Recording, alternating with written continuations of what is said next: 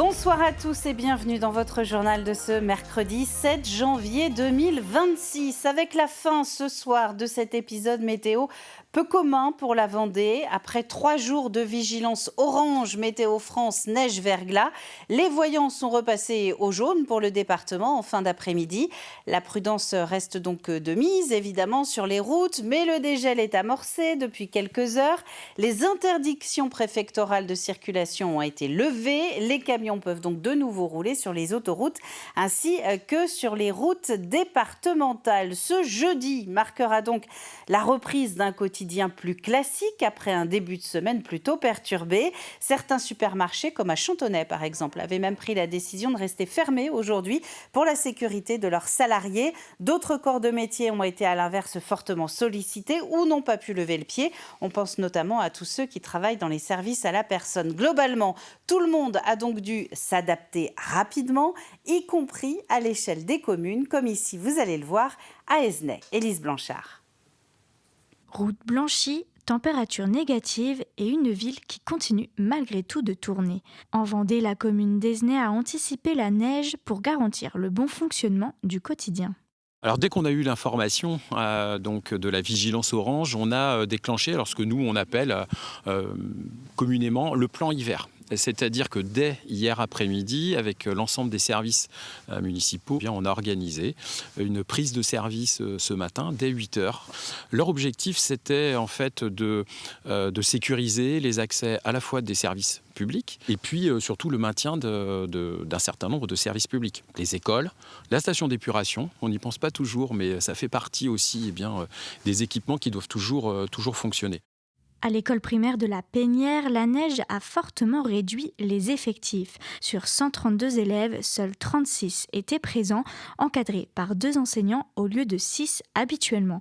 Dans ces conditions exceptionnelles, il a fallu adapter l'organisation et occuper les enfants autrement. Nous avons profité au maximum des conditions exceptionnelles en Vendée pour faire des arts plastiques, pour que les élèves profitent de la neige et aussi faire un peu de science, observation des flocons de neige à la loupe binoculaire par exemple. Route glissante, transport perturbé, ouvrir boutique relevait presque du défi. Mais les commerçants ont trouvé des solutions pour s'adapter à la situation. Donc je suis arrivée plus tard ce matin. Et on prend le temps de venir, on fait attention sur la route. J'habite Esnay et donc je suis venue un petit peu plus tard, mais en voiture jusqu'ici. On est venu à pied, on n'habite pas trop loin. Ça va parce que comme on était dans les premiers, les routes ne sont pas encore trop passées dessus, donc ça glisse pas trop. C'était plutôt calme ce matin.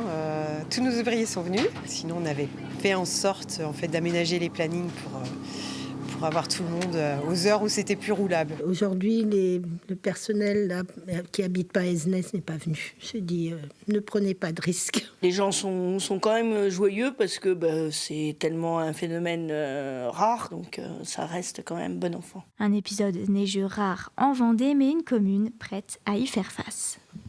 Sur les routes, les pluies verglaçantes sont terminées et le dégel est amorcé, nous l'avons dit, mais pas partout à la même vitesse. Dans le Bocage et le sud Vendée notamment, des herbiers à Benay donc, les plaques de verglas sont plus tenaces. Les conseils de nos gendarmes de Vendée, recueillis hier soir par Florian Wozniak à l'entrée de l'autoroute, sont donc toujours d'actualité. Écoutez.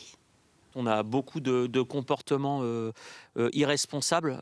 Nous, on a fait quand même plus de 180 km d'autoroute depuis ce matin, au Giraud avec les feux de détresse à 50 km/h. Et on se faisait doubler voie de gauche sur une voie qui n'était pas dégagée par des automobilistes certainement pressés soit d'aller au travail ou de rentrer chez eux.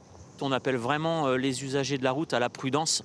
On a même vu quelque chose d'anecdotique, un couple de personnes âgées qui est parti de Concarneau, qui se rendait à Arles. Et je pense que ils auraient pu peut-être reporter leur trajet et éviter de circuler sur des conditions qui sont pas très favorables aujourd'hui. Alors pour ceux qui prendraient quand même la route, on vous invite quand même à déneiger les véhicules avant de partir. On voit trop de véhicules avec de la neige sur le toit ou sur les pare-brises ou vraiment un espace sur le pare-brise réduit pour la visibilité. Vous couvrir et puis peut-être aussi prévoir une ou deux couvertures parce que s'il y a un blocage imprévu sur l'autoroute, de passer quelques instants dans le froid, ça peut être utile d'être bien couvert en fait. Et c'est donc ce soir la probable fin de cet épisode neigeux que nous vivons depuis lundi en Vendée. Un épisode qui devrait rester longtemps dans les mémoires. Les piétons rencontrés ce matin à La Roche-sur-Yon par Simon Philippot devraient se coucher ce soir fatigués et avec quelques souvenirs à raconter. Ah non, c'est pas souvent. C'est la deuxième fois que je le vois. Alors moi j'habite à 300 mètres, mais j'avoue que ma rue elle est glissée énormément. Ouais. Là c'est un peu meilleur ici, mais sinon ça glisse énormément, ouais, en effet. Moi je suis retraité, donc j'ai pas d'obligation à sortir et à me déplacer. Donc ça ne me pose pas de problème, au contraire, je trouve ça plutôt sympathique. Après, moi je comprends que pour les gens qui ont une obligation de sortir en voiture pour aller travailler ou pour des rendez-vous médicaux ou autres, c'est quand même très compliqué. C'est super joli. Et je suis venue pour faire quelques photos du paysage parce que c'est magnifique, donc pas de problème. J'ai eu la chance d'avoir des voisins qui ont dégagé mon devant de maison, donc j'ai pu sortir.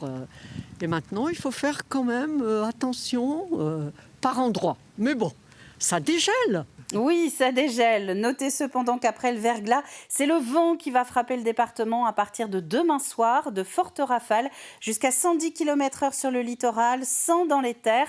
Mais la tempête Goretti, proprement dite, devrait passer un peu plus au nord, vers la Normandie et les Hauts-de-France. Nous y reviendrons évidemment dans les journaux de ce jeudi. Un mot à présent de cet incendie qui a fait 2 morts. C'était cette nuit à Mouchamps. Le drame a eu lieu entre 1h et 5h du matin.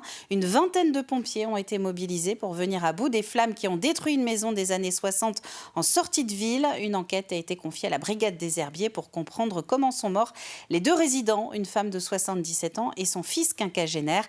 La thèse accidentelle serait privilégiée. Avant de se quitter, un mot de météo quand même pour demain, jeudi. Regardons donc cette matinée. On a parlé à l'instant du coup de vent qui nous attend pour demain soir. Mais d'ici là, eh bien, vous le voyez, nous nous réveillerons sous les nuages et la pluie. Mais regardez les températures. Nous serons au-dessus des 10 degrés pour l'ensemble du département et ce donc pour demain matin jeudi. S'il reste donc quelques plaques de verglas, elles ne devraient pas tenir. C'est la fin de ce journal. Merci à vous de l'avoir suivi. Le prochain rendez-vous avec l'actualité 100% Vendée, eh bien c'est ce jeudi dès 7h. Ce sera avec la matinale de Simon Philippot. D'ici là, très bonne soirée à vous tous sur TV Vendée.